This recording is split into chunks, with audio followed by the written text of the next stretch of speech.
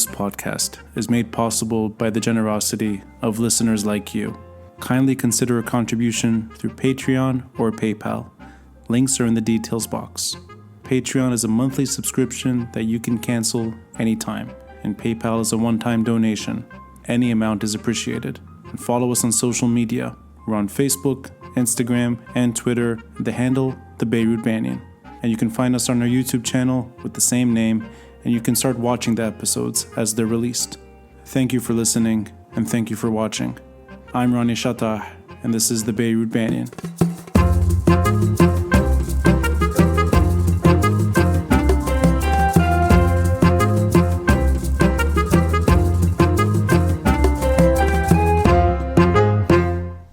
Sergio, thank you for taking time out of COVID-19 and all that's happening to speak with me. I'm flattered, and I know that a lot of people have free time because of COVID-19.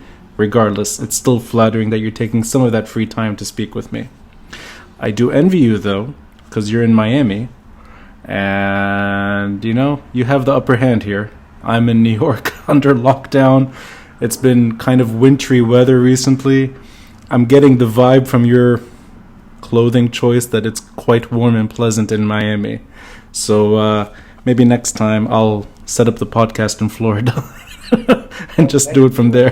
Thank you, Ronnie. I'm really honored. I'm very happy to be in your program. I'm a regular listener since you started, actually. The very first episodes, I've been following you.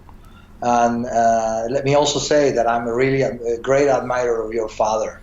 I mean, he has been an inspiration to me in many ways. I've never told you this, but his ideas and his behavior, especially, inspire me in many ways. And I think he's really a figure that we would need in Lebanon now more than many of the other people that are running the show. And I truly miss him. You're very kind, Sergio. All I can say is that I'm going to be, at best, a disappointment because I have that kind of shadow over me. But you're very nice to share these words with me. Sergio, you're the first person that I'm going to speak with that kind of leaves the region entirely. I've met many people that kind of give a perspective from Europe, a perspective from America. Plenty of guests in Lebanon, in the region, speaking about the region. You're the first person I've spoken with that is willing to engage the South American story. And I really wanted to talk to you about this because comparisons are thrown out all over the place. And more recently, I'm hearing comparisons with two countries in particular, Venezuela and Argentina. And I actually don't know if these are appropriate comparisons. So I thought I'd speak to you, knowing that you do spend most of your time, I believe, in Argentina. And you have a sort of a personal understanding of that dynamic as well. Before anything, just your immediate emotion to what we've been seeing in Lebanon on the news, particularly the last few days and also last few weeks. This rapid freefall of the lira. And with that, of course, the continuing protests and the demonstrations. Do you sense that the worst has yet to come in a very sort of, in a superficial understanding of what's happening? Do you think the lira will continue to devalue in the near future? And is there really nothing that could be done at this point to put the brakes and kind of halt that what seems to be a free fall? If I'm not mistaken, today it's hit 4,500. It may even be higher. So just your immediate understanding and reaction to the last stretch in Lebanon. Okay. First of all, I think, yes, there are things that can be done, and they have to be done rather soon. And no, I don't think this is the worst we've seen yet. Mm-hmm. And that comes from my personal experience from Argentina, the country where I was born. Yes. And a country which can be compared to Lebanon in some ways, but not in others. Argentina is a very wealthy country in terms of resources, in terms of capacity to produce food, for instance. Argentina can feed 400 million people. It has only 44 million inhabitants. Oh, that's incredible. So 10 times the population they're able to sustain. Wow. Exactly. Argentina is among the largest producers and exporters of beef, grains like wheat, corn, and soya beans. Gee, now you're making me hungry. I should have had lunch before this conversation. Sorry to interrupt. Yes. But then again, the comparative is because Argentina went through a crisis which somehow resembles the crisis that you have in Lebanon today. The rapid stop of economic system. All of a sudden, we've had the pacification of the economy, so we can call it the lirification of the Lebanese economy. The conversion of the dollars that you had put in the bank, like Argentinians have put dollars in the bank, and they all of a sudden became pesos, and with the devaluation. Okay, I did not know. So there's that similar story that there was a dollarized economy before. Well, there is a big difference. I'll tell you what's the big difference first. I mean, Argentina, as I said, was a very wealthy country. Back at the beginning of the 20th century, was the 8th largest and richest country in the world. Yes. Argentina has the record of being the country that went faster from number 8 to number 80. Right. Okay? We have a history of failure. Yes. And another way, I'm going to tell you also that in my life, I'm 57 years old.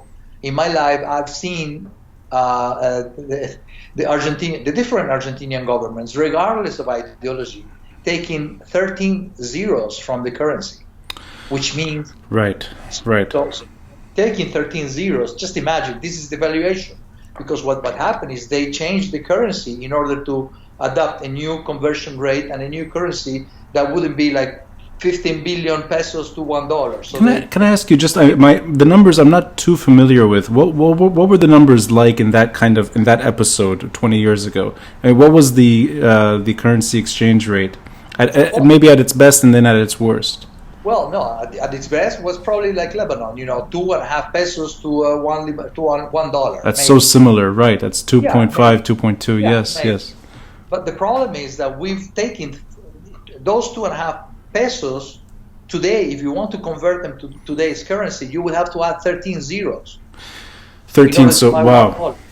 So we're talking trillion pesos. I mean, or some more. I think it's 1 trillion probably. Wow.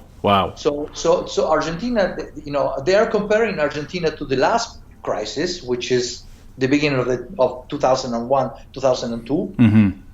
But I'm going beyond, what I'm trying to tell is Argentina is a country which has been in crisis forever, for the past 70 years. Yes.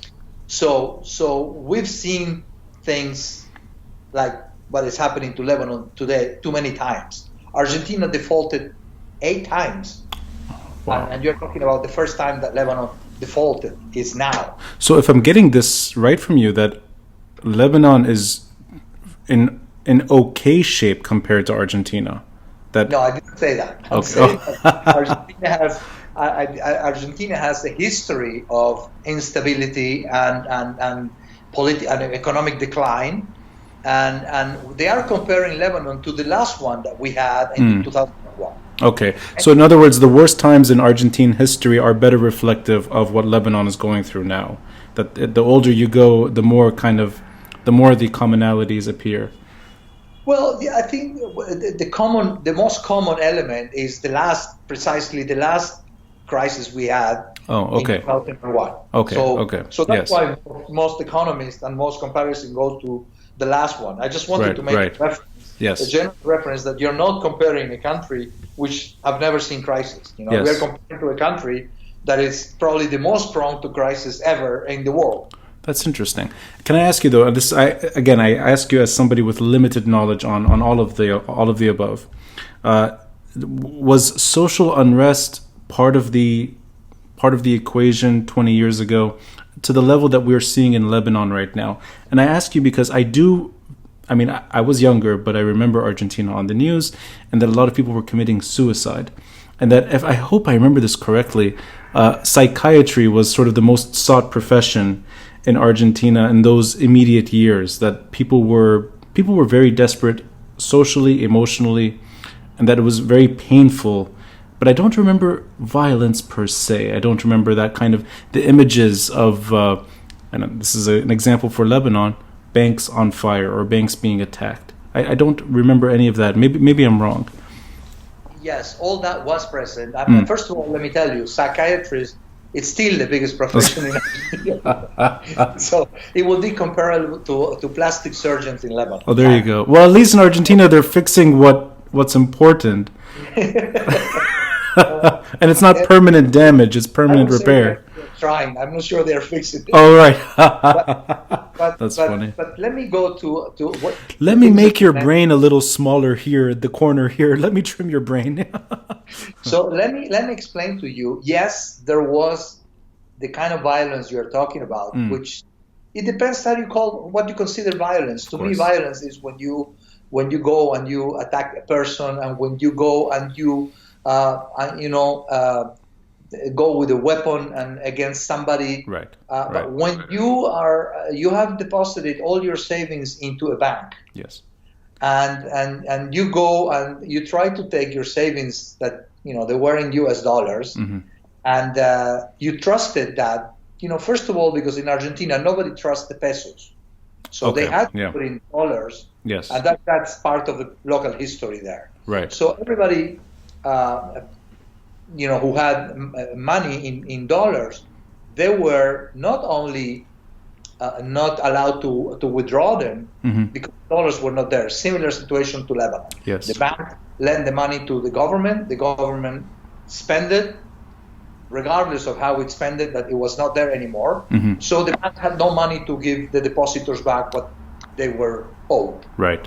Okay? So yes, you had branches which were attacked. Yes, there was violence against material. I would call the material anger.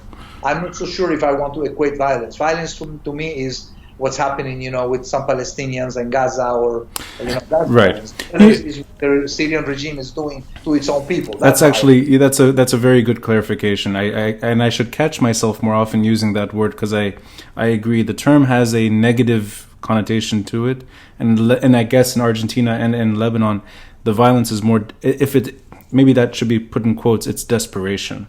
It's almost like trying to save whatever you can, which is very different than, and there's no attacking people between people. You're absolutely right. Exactly. So they were not really, and one thing that I want to mention to you, which is a bit of a sad story. I remember in 2001 in Argentina, everybody chanting in Argentina, "Que se vayan todos," which means "Kellonian and Kellon." Oh, interesting. Really? So does it actually translate to that? Yes. Oh, everybody must leave. Okay. Well, that's impressive. Wow. So the good news is that it's not the Lebanese invention. Right. The bad news that today in Argentina nobody left. Right. We are talking about 19 years after.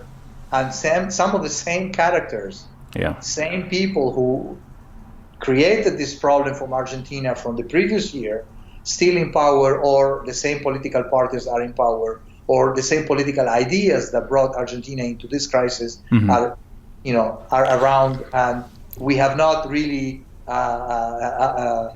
achieve the idea of that everybody must leave. So I'm curious, in Argentina, in those years, so that early 21st century, the most recent crisis, were the protester demands similar to the Lebanese protesters, in that it was going beyond economics, that people were trying to reshape their relationship with the state? Did it go into this kind of social pact issues that are not financial per se, or were they more limited to the banking sector and we want economic reform? I'm curious in the comparison between at least the demands on the street, because I ask you that in the Lebanese context, even though the economics is obviously the core issue, but it's surrounded by many other issues that go back decades. I was wondering if Argentina is similar. Well, I could say that in Argentina the demands for a better economic system or a better financial system were there, and they were not new. They were not new to 2000.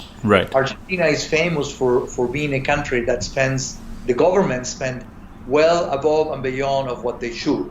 So most of it, and that's why we had prior devaluations, and that's why we had prior currency changes in even the name of the currency. So pesos changed to australes to pesos Argentinian pesos into pesos again. So we've seen many currencies. At least you have the lira. We have many more.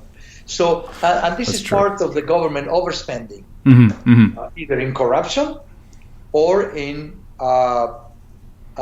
mostly in corruption, I would say, but mismanagement mostly.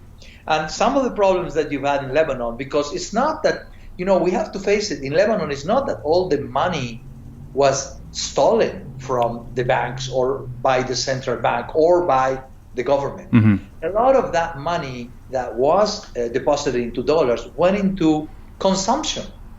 And all the Lebanese were responsible for that consumption because they were importing goods from all over the world. They were living beyond their means.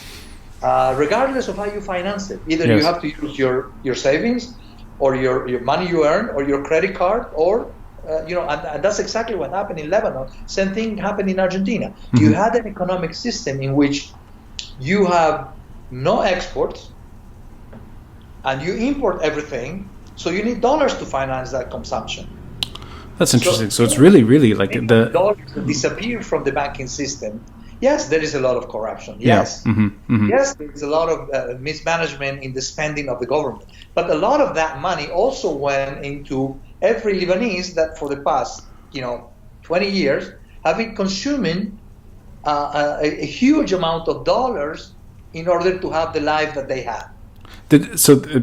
I actually haven't heard this sort of narrowing it down to that issue. This is the first time, because I do always hear that it's usually there's the corruption factor that kind of takes precedence. But it's good to hear that I don't even know what the terminology would be on this, but that outspending, basically. Exactly. Yeah. And so Argentina...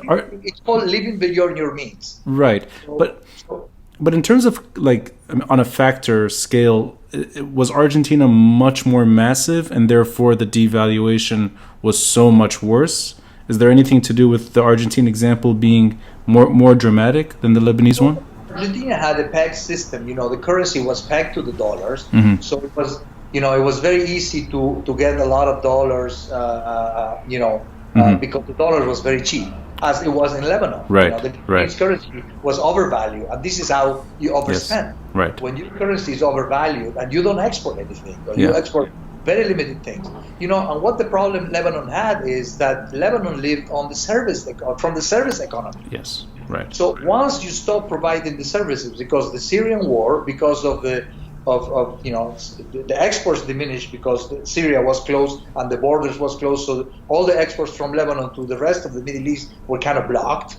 Yes. And then you have the decrease in the remittances from the Gulf coming to Lebanon, and then you have the decrease in deposits in the bank, and you have decrease in the number of tourists. So everything that Lebanon was getting as in their balance of trade was diminishing, and the balance of payment was also affected in the case of Lebanon, because remittances were becoming, you begin to have a shortfall. Did corruption tip the scale over, that it became unsustainable, or is it separate from corruption, that this was an inevitable situation? The problem is the corruption never stopped and perhaps increased. Okay, so it's really both kind of taking off together. Exactly.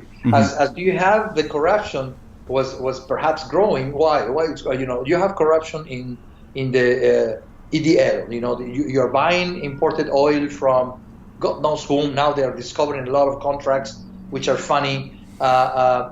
Then you have all kind of, I don't want to describe this because it's too big, and I think you deserve 3 programs to talk about the different ways that Lebanon has been corrupted. But as this is increasing, politicians become greedier, or they have to pay more to keep the system up, and the money is decreasing. The incoming money is decreasing. Why? You're paying an interest rate in Lebanon. I was a banker part of my life, and I always we always thought that when the reward is too big, it's something smelly, something fishy. If you're getting a deposit, you're depositing to a Lebanese bank at 12, 13, 8%, whatever, different parts of the past years have different rates, but they were always well above what anybody else was paying. And you're talking about the dollar too, not just the lira. Exactly. I mean, yeah. Because being equal, the dollar being equal in every country, the lira is a different thing because this is the local currency, and then you have your own internal elements to. But when it comes to dollars, why would I get paid in Lebanon 8%, while in the US I was getting 1.5 or 2%? Oh, that's pretty good for America, 2%. I envy your rates. Well, no, I'm talking maybe a few years ago. Right. It's 0 point, yeah. So, but in those days, and it's good that you mentioned that as American interest rate got lower and lower, Lebanese interest rate got higher and higher. Yeah, I'm glad you said this. You're the first person to actually say that.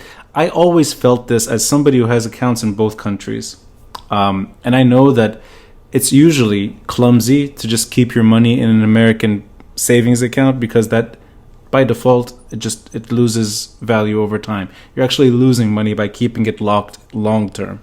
But, and I'm so happy you said this, I always saw this happening. So my account in Lebanon the last 5 years, in particular the last 5-6 years, not so much before, that the dollar rate was going up so much, and I just would see the U.S. account either safe or going down in terms of value, and then I'm like, this just doesn't make sense. This doesn't make sense, and nobody ever kind of explained that. The Lebanese system is just built on this kind of outspending model. I always thought of it as more of these are reckless endeavors and they're betting on the future, hoping that this will pay itself off in 10 years, without factoring in the Syrian war, the spillover, or even that, for that matter, the inevitable byproduct of Lebanese being fed up with the situation and shutting the country down. So I always sense it's kind of like gambling as opposed to banking. But I'm glad you made that reference, because I would see with my own eyes and I'd say this just doesn't make sense. So going back to what I was trying to explain, when you're getting paid 8%, now the Lebanese bank have to get this money somehow paid back to them because they take money from the depositors. Mm-hmm. They need to make some money. So they would lend it to the Lebanese government. Yeah.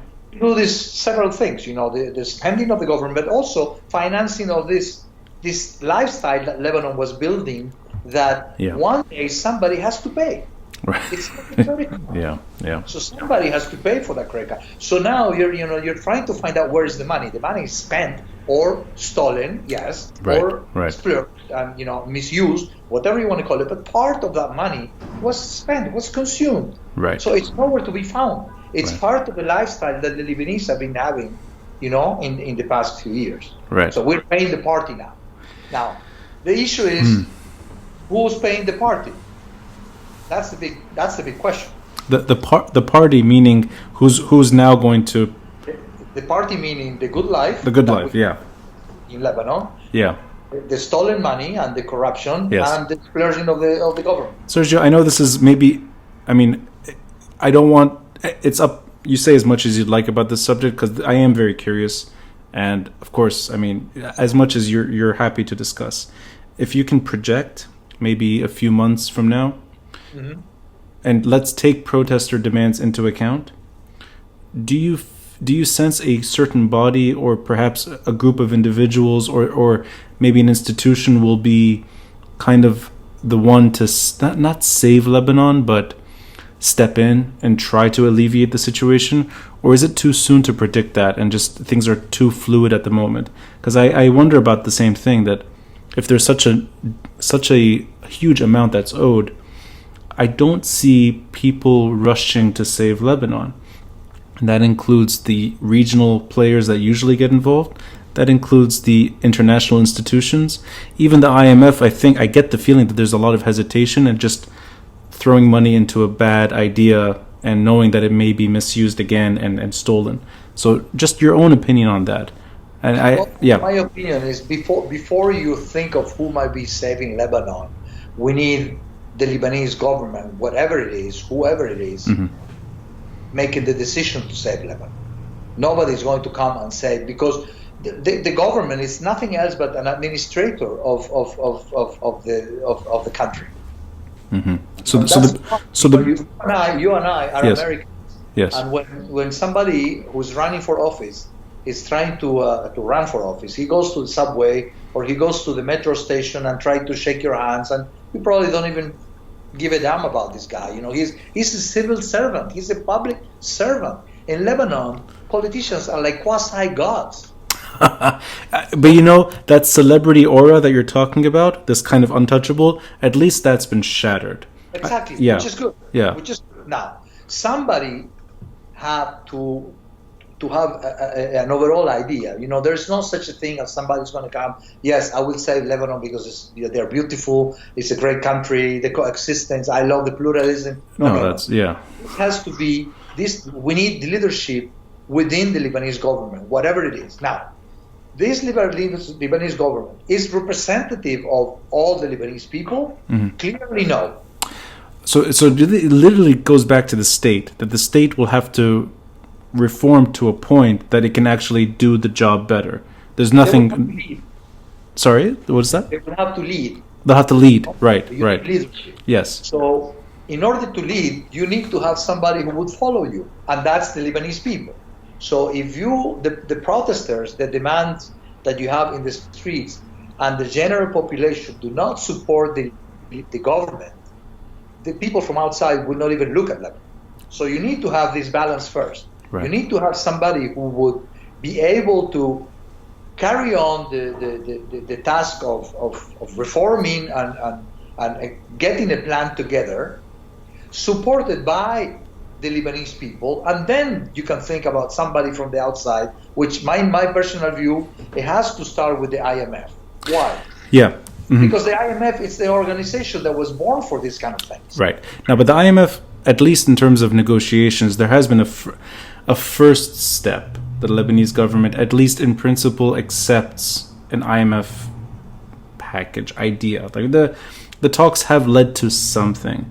But is there any risk where the IMF could end up getting itself involved in something that the Lebanese political system, whatever this thing is, this regime that exists, would end up using this to sort of score points rather than reform? That you'll have people being thrown under the bus and blamed for corruption, and this could even be otherwise previously untouchable figures, and you hinted at that before.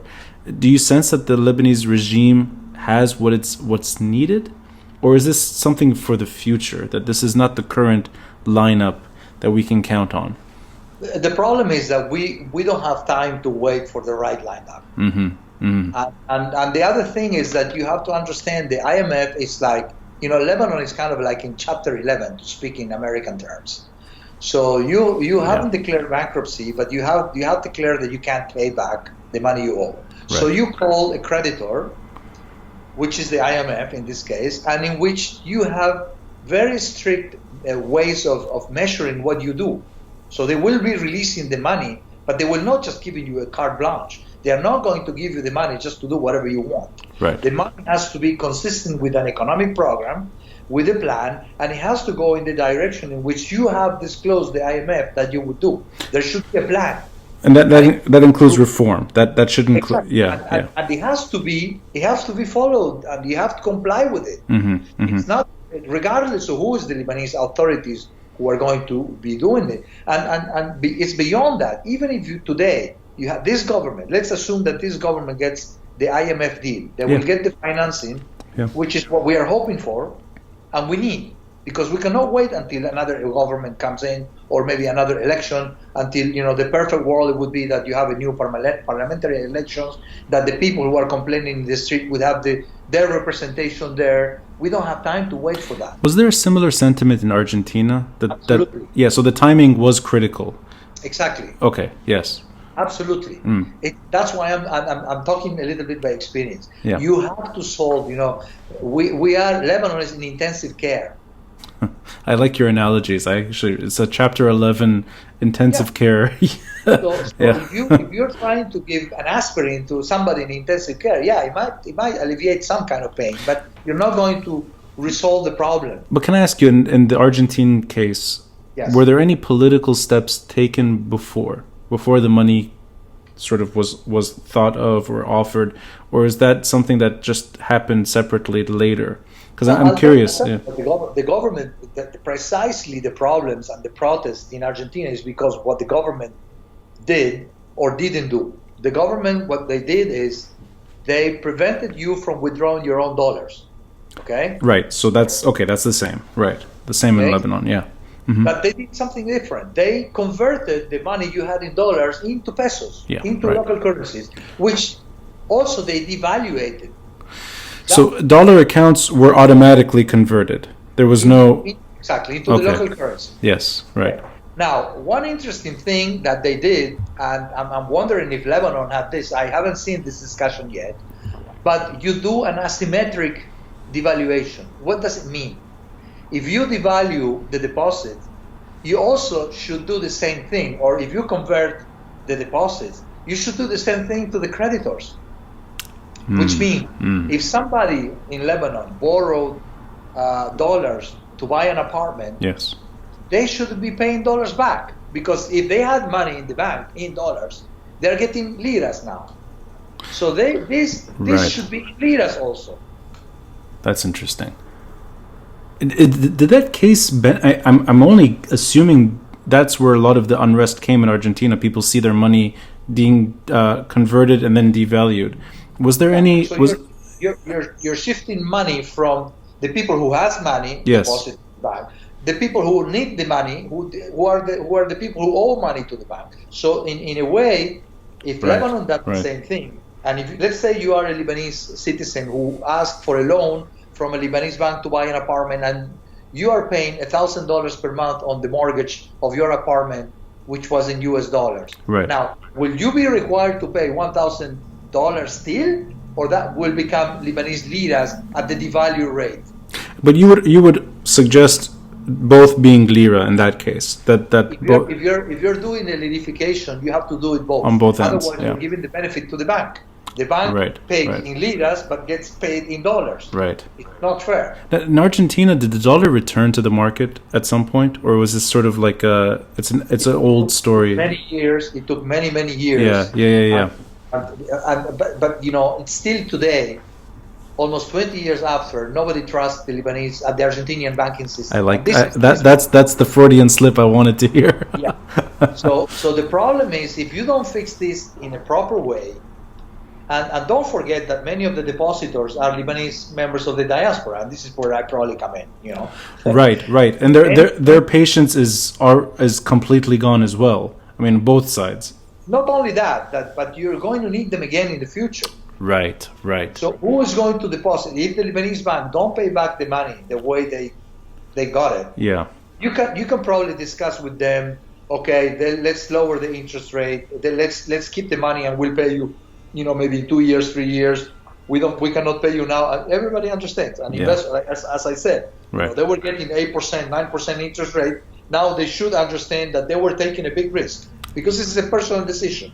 You deposit the money in a bank that pays you so high interest rate, you were taking the risk as a depositor.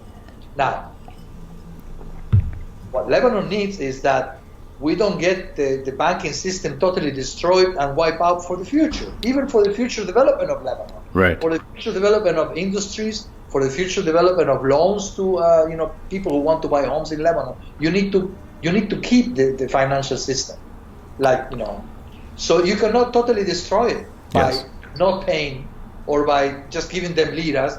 Who is going to put money back again in the banks in Lebanon? But then we go to the example of Argentina. Right. But I mean, they didn't do that. They did the wrong thing.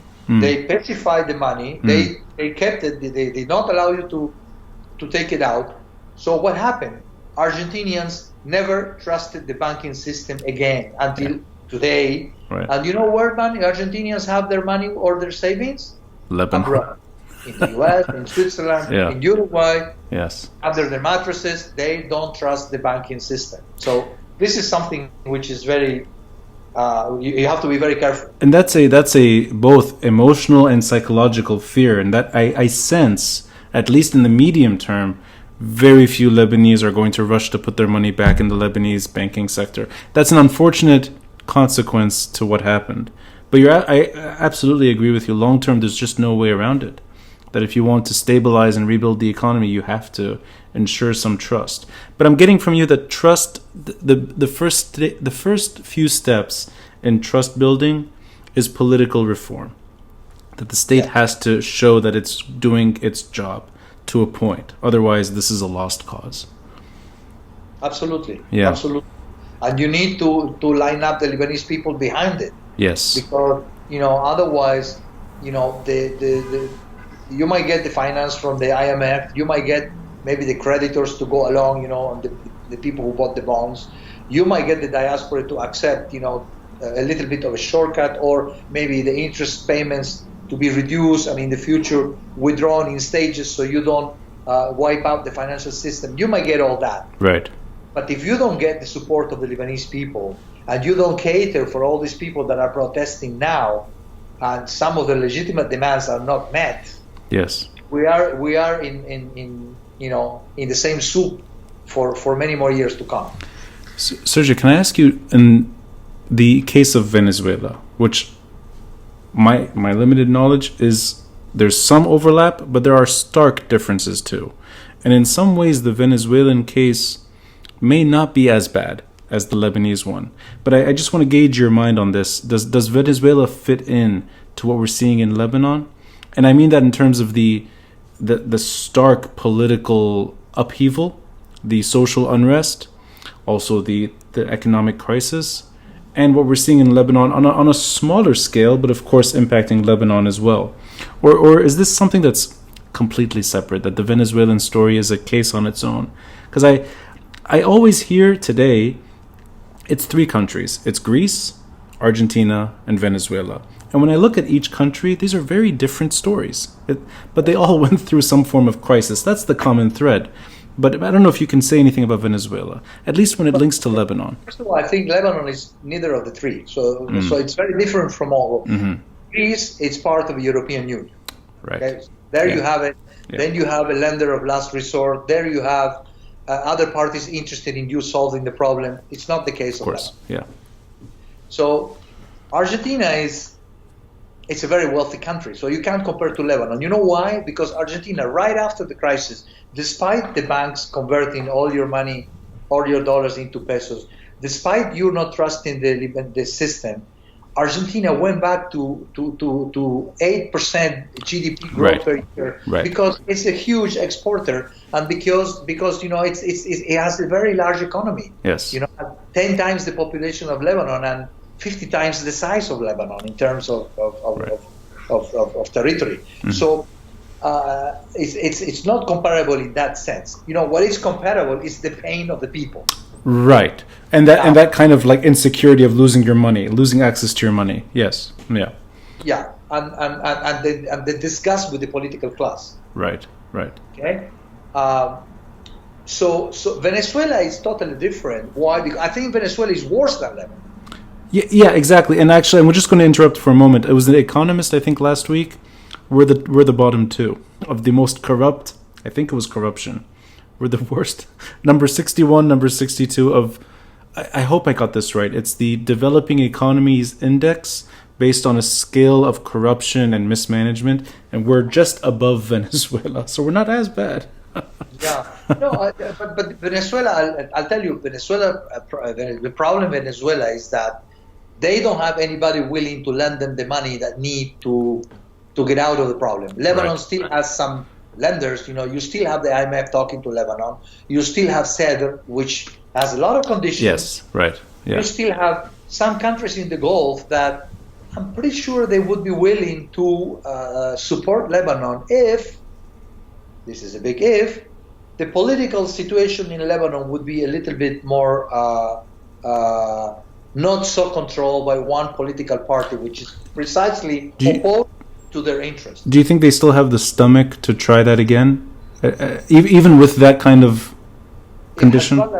If Hezbollah controls Lebanon, no, I wouldn't. I mean, if I was a Qatari, if I was a Kuwaiti or a Saudi Arabia, why would I put my money in the hands of somebody who is declared the enemy of my country? So this is one of the problems that we have. It's a political problem. Okay.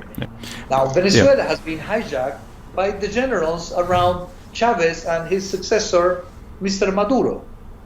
The country is hijacked also, but the additional problem you have in Venezuela is that Venezuela has a single export for the past 50 years, which has been oil. Right. And the price of oil today is to a level in which Venezuela won't even be able to use it for the minimal things they need to do to keep the country going. Oh, so in other words, Venezuela's situation is almost beyond its control to a point. Lebanon still can do some restructuring. Venezuela is a lost cause in that sense. Exactly. So not only because nobody's willing to lend them, they are a really pariah of the world. They have very few friends, and friends who don't want to put more money there. That's interesting. And who are the friends of Venezuela? Russia, Iran, and Iran and Cuba. These are not countries who are willing and able to go and help them. So the situation in Venezuela is and on their own they cannot produce enough to survive with the price of oil that we have today, and that we will have for the few years to come. Until it gets back to more normal prices, if you want. If you were to put Lebanon on a scale between, let's say, the possibilities in the future, is it somewhere between Venezuela and Argentina? And that we will not see 8% growth? What I would do in Lebanon is to flip the coin kind of things, okay? So it depends how the coin falls. I mean, if it's the number or the face and this is the reality. I mean, Lebanon has either you do it right or you don't do it. Right. It's not that you have that either you do and negotiate and you do the reforms and you stop the corruption, or you cannot be half pregnant. You cannot say, well, lend me the money, I promise that I will. No, Lebanon needs to be reformed politically and economically. And we need a clean system. And the problem is this government or this political class is up to the task. That's the big question. I like that you've kind of narrowed it down to a point where it all goes to political reform.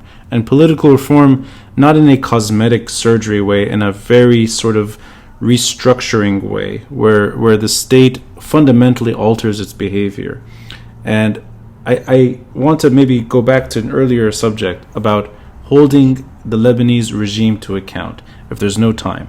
And I agree with you that, I mean, we're now almost 7 months away from the beginning of the protests, but we're in a way years now from that initial economic jolt. So it's really, Lebanon is in such a bad state right now that the only way forward is to kind of move on it right now. And I agree, time is on no one's side.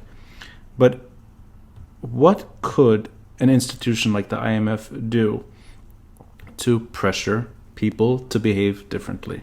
Because I don't understand the inner workings of this kind of dance. Where is it something very straightforward where the IMF says you need to show us your books, otherwise you're not going to get more money? Does it come down to that, or is it something more political where certain states get involved? Or how does that look like? Because I don't really know the inner workings. The IMF doesn't get involved into politics. The IMF looks at your numbers and you provide a plan, and they will make sure that with the money that you are getting from them, you are doing what you're supposed to do with the plan you presented.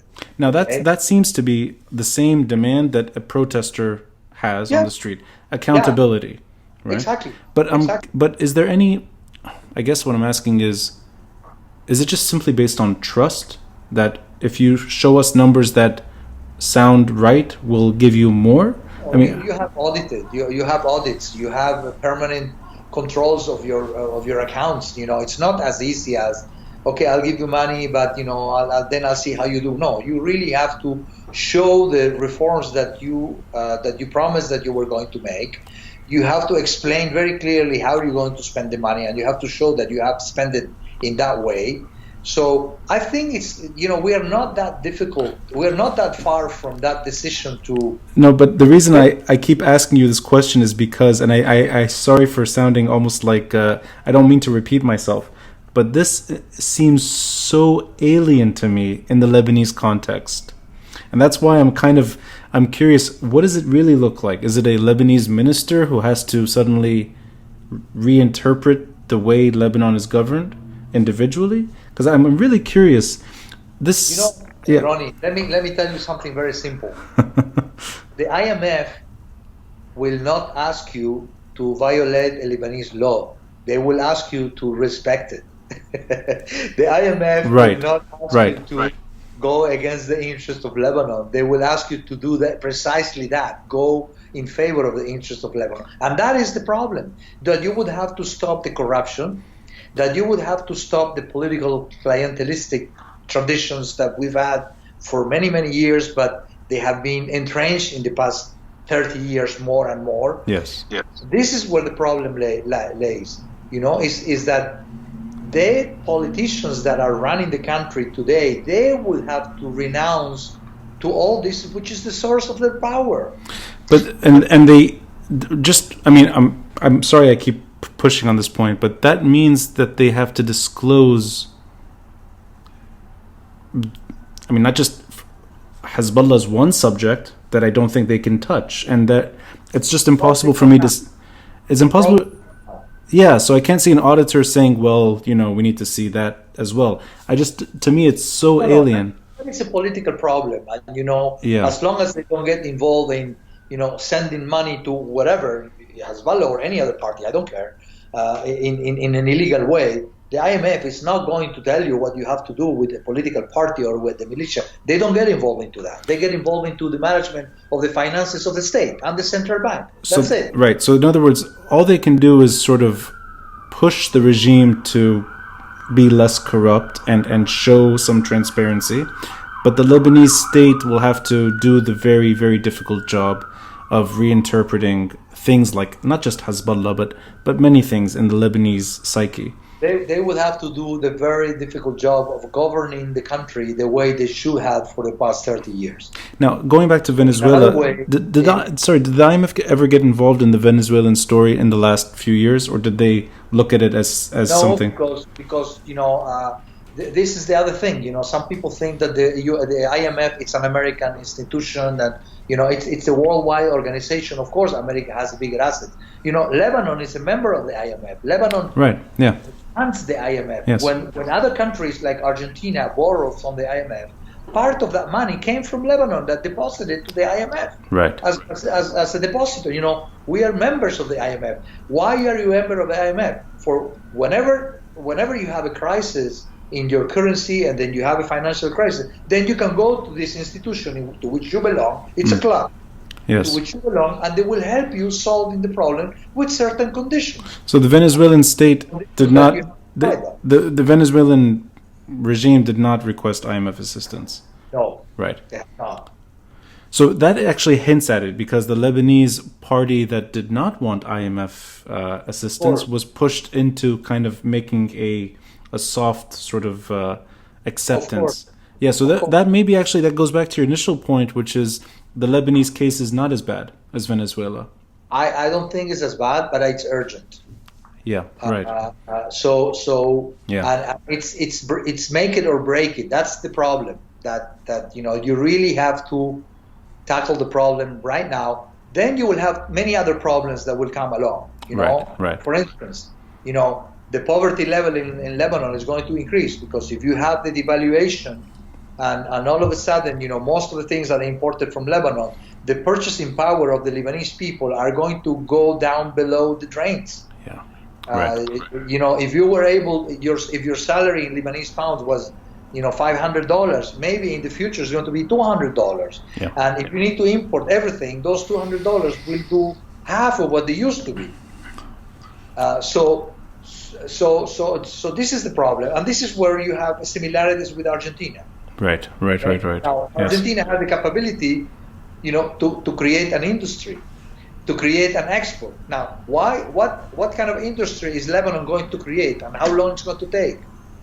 How long is going to take for Lebanon to get back the financial system, which was one of the core of the services that Lebanon offered back into normal times? How long is going to be, because the coronavirus also, it's a new curse on Lebanon.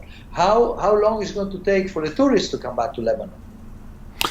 I mean, this is my own instinctual feeling, with or without coronavirus, the tourism industry is going to take years to go back to something that's acceptable. It's hard to imagine that recovering anytime soon. Even with the Lebanese diaspora willing to make the exception, but the numbers are not there. Exactly, they will keep going to Lebanon, but the things that Lebanon needs to reinvent itself. We need to find products that we can export. We need to find things that we need to do that Lebanon has the competitive edge and the competitive advantage. Right. We should stop exporting people. This has been the main export of Lebanon for the past 200 years. That's absolutely true. Look at both of us. Yeah. So, and this is where I think it's make it or break it, because if the Lebanese government, this one or the one that comes next, they cannot cater to the desires and to the wishes and to the will of the Lebanese people that are demanding that they don't want to live anymore, they don't want to emigrate, they want decency to live in the country, They want their rights to be respected. They are not asking for nothing that is not in the constitution of Lebanon. They are not asking for anything that any citizen of any country would. The only difference that you have between Lebanon and other countries is that, fortunately, in Lebanon, we can still demonstrate. We can still speak freely. You cannot, I'm not going to mention because there are so many, but in our surroundings in the Middle East, very few countries you can do that without getting shot or without getting murdered or kidnapped or even worse. You're right. And even in the most violent moments of the last 6-7 months, it doesn't even begin to compare to what we saw in Syria's, not even, forget Syria, Iraq, Iran, just that we do that well. And I think I agree with you. Even when it's sad to see journalists being interrogated, being sent to have this sort of cup of coffee, journalists do have some flexibility, and there is some breathing space in Lebanon, which is one of those few things I think that we've managed to hold on to, despite all the bad stuff that's happening. We can still discuss ideas, It's like. But there are red lines in Lebanon. There are, and I kind of go back to this subject regularly. That big story in Lebanon, which we both kind of got into. A sub-state group that can, in a way, say yes or no to an IMF bailout, and the Lebanese state has to go ahead with that. I mean, that's the most non-violent example of that group's behavior. I always see that's the red line, regardless, and I really don't know what Lebanon, what reform looks like, so long as that group is left out of the equation. And I look at the bright side, Ronnie.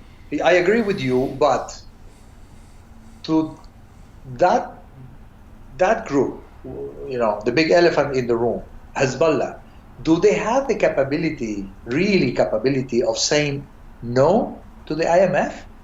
They don't dare. Do they have the capability of stopping the Lebanese revolution? They're trying very hard. They can't. You have demonstrations in Nabatea, you have demonstrations in Baalbek. This is proving their limit too. And this is important. Right. And that. So in that sense, this crisis might be to the benefit of Lebanon in that regards, that, we're going to probably solve part of the corruption problem, hopefully solve that problem. We're going to solve some of the political issues, and we're going to solve the biggest problem of them all, that you have an armed group that they can use their weapons in the way which they want. And to attack an enemy of Lebanon, to attack or to defend their partner in Syria, or even to attack the Lebanese people themselves directly or indirectly, as they have done in 2008, and they do against demonstration. But this is stretching the limits of Hezbollah also, and we have to look into this as an opportunity. But I guess it shows just how desperate the economy and the financial situation is, that their own power, so to speak, is limited in certain ways, and that's one example of how they cannot overstep without causing Lebanese to go out more and express their frustration more and potentially risk their own sort of status within Lebanon. But that is, I get from all these conversations that we're going through a very, very, very pessimistic moment, very difficult and very painful episode.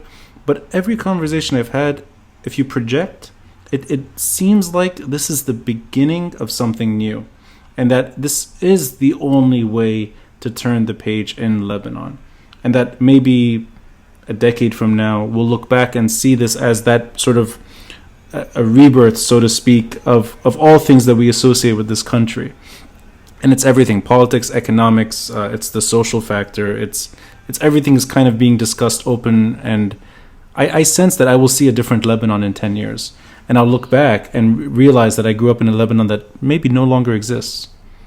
But Lebanon has come back from so many episodes in which everybody thought that Lebanon was dead. Mm-hmm. We had the civil war, which I don't think it was civil, but we had the war in the 70s, and nobody thought that Lebanon could come back from that. Right. We had presidents killed, and sometimes people say that's the end of Lebanon. And when Hariri was killed, they killed Mr. Lebanon. So we've seen so many of these things that they think that khalas, this is the end of Lebanon. And the Lebanese always has the capability of tweaking with reality and coming back. Right. And that's why I'm hopeful, and that's why I think that today is not the right time to attack the militia directly head on, because you have no power to do that. Yes. Nobody can. Even the biggest powers or the regional powers can't do that. You think we can do it? No. But there are other ways in which we can force the political discourse, force the economic future of Lebanon in a way that it's convenient for Lebanon. Either they change and adjust, or they lose. But they're not going to win this one. Well said, Sergio. Unless they take over the country, which I don't think that they can do, because they are, at the end of the day, they are a minority. I couldn't have said that better in terms of both caution and hopeful. I think it's kind of neck and neck. I'll just wrap up by saying I really appreciate the words you said at the beginning about my father. I don't know if it's visible on your end, but there's a small picture of him kind of... Yeah. And it's a drawing. It's sort of just a little drawing of him sort of flying over the country, over Lebanon. So I keep that above for these episodes. I see something very valuable above you, almost a glossary of countries to visit. And these are all travel guides. So I'm guessing you have been around, because there's from India to Spain to... I have many. I've visited 102 countries. 102. Okay. Yes. Well, then... We'll have many more to visit. That's true, but that's not a bad number. You're in the triple digits already. The next time we speak, I hope we can talk about diaspora, the South American story, Lebanese in Latin America. That's a whole episode on itself. And I'm happier speaking to you than Carlos Ghosn, Shakira, or Salma Hayek for that matter. Or who's the telecoms guy in Mexico? I forget his name now. The richest man. Carlos Slim. Thank you. Yeah. So thank you, sir. I really appreciate your time today. I know that we had the idea when we talked last Friday. We were going to talk about the diaspora, and I kind of thought about that. But the conversations took us here, and anytime I'll be very happy to discuss with you diaspora. I'm familiar with the very old diaspora. Yes, right. But it's interesting, and just to leave something hanging in there. I hate it when everybody talks about 12 million, 15 million Lebanese. Mm. And why I don't like it, because it's not. It doesn't reflect the reality. It doesn't reflect the truth. We believe that there are 15 million Lebanese that are going to come to the rescue.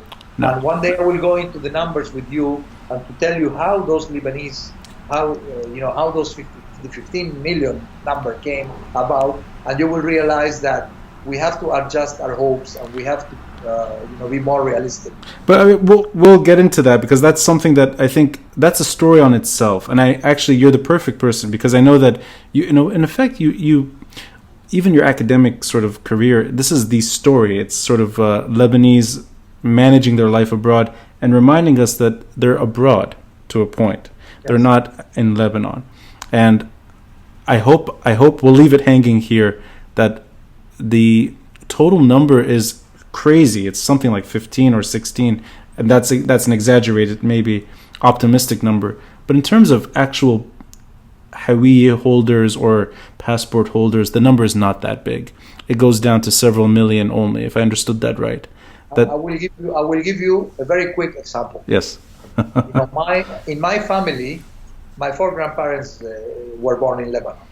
So in my family, I have about 10 people, direct, my grandfathers, their brothers and sisters.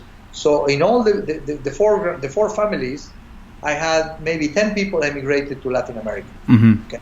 To Latin America and US. Now, today, the descendants of those 10 people are about 1,000 people. Oh my God. Okay? Several generations. Yes. Now, do you want to know how many of those 1,000 ever visited Lebanon? I'm going to guess. Less than 10%. Less than 10. Less than 10. Right. Okay, so that's... whole Lebanese passport? A handful, maybe 5 or 2. Me and my brother. Do you know how many voted in the last elections? 0. None, because I was in Spain giving classes and I didn't vote. I was registered in the Argentinian embassy. And that will give you... Yeah. And it's a family which is composed mostly of Lebanese. I'm telling you, 4 grandparents. In most cases, the diaspora is maybe 1 or 2 grandparents from Lebanese origin. So you get more diluted. So let's concentrate our hopes into... Of course, you can engage that diaspora. I'm not saying that these are useless. Some of these people are, very successful business people, professors, professionals. They can be engaged to Lebanon. So there are ways of engaging them to Lebanon. Yes. But we have to do a lot of work for that. And that's what my center is trying to do. Educate the people about Lebanon, tell them about Lebanon, explain what Lebanon really is, that, we are not terrorists. And this image, people still think of Lebanon as a country in war. Of course, yeah. So there is a lot of work needed to be done still. Sergio, next week I'm going to announce this on the podcast, so that I'm putting you on the spot here. We're going to schedule a time next week to talk about that. Yeah, no, and thank you for also willing to have Salma Hayek join you next time too. I really appreciate that. I promise I will try. Yeah, then I know that's the Lebanese in you. Then I know the answer. This is when you have to be pessimistic. Yeah, that's actually pretty good. We'll leave it there. I look forward to speaking to you about that subject next time. But about the financial situation and the comparisons to South America was very valuable. I really appreciate everything you said, and I've learned a lot just by this hour of speaking with you. So thank you, Sergio. Thank you, Ronnie. Looking forward to listening to all your future episodes.